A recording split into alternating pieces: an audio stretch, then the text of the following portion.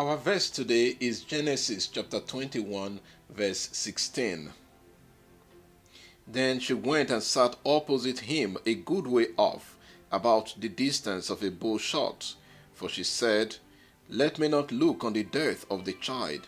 And as she sat opposite him, she lifted up her voice and wept. Sarah had an Egyptian slave girl. When she saw that she could not bear children, Sarah approached Abraham and told him that she was offering her slave girl, Hagar, to raise children on her behalf. This practice was consistent with the time. A barren woman could offer her slave to her husband to raise children, and the woman would treat those children as her own children. You can read the story of Jacob and his wives in Genesis chapter 30, verse 1 to 13. In Sarah and her slave girl, Hagar, things went sour because Hagar began to disrespect her mistress after she had conceived. Her behavior angered Sarah, and she began to ill-treat Hagar to the point that the pregnant Hagar had to run away from the house. The angel of the Lord found Hagar in the wilderness, asked her to return and to submit herself to her mistress' authority.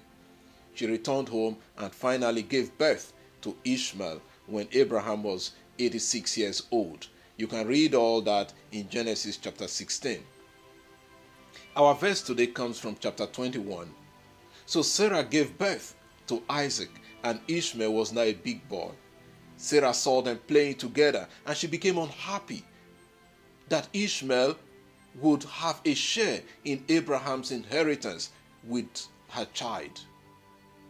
And she didn't want the slave child to have any inheritance. She told Abraham to send Hagar and her son away, not to have any share in their inheritance. That was quite brutal and inhumane. I hope there are no people today who treat their house help or a child born outside wedlock in like manner. Once the child has been born, it is not the child's fault to have come into the world, and the child must be treated fairly. Abraham eventually sent Hagar away, but with much more compassion than Sarah. He gave Hagar some bread and a skin of water for her and her child. Read Genesis chapter 21 verse 14. Hagar wandered in the wilderness, and when the water finished, she put the child under one of the bushes and sat opposite him a good way off. We can feel the love of a mother. She went a distance from the child because she did not want to see the child die before her face. Then she lifted her voice and wept, and God will listen to her cry. But I have some questions today. Was it the fault of Hagar to have a child?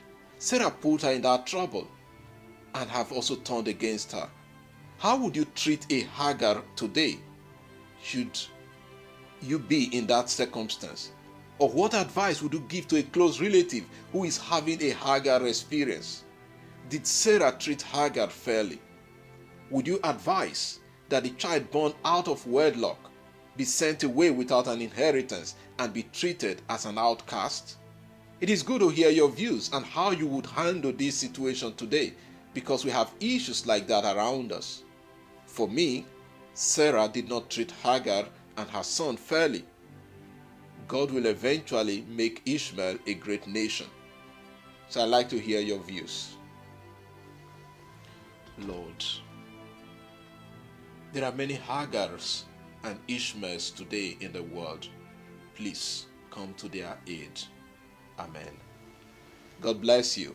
Enjoy the rest of the day.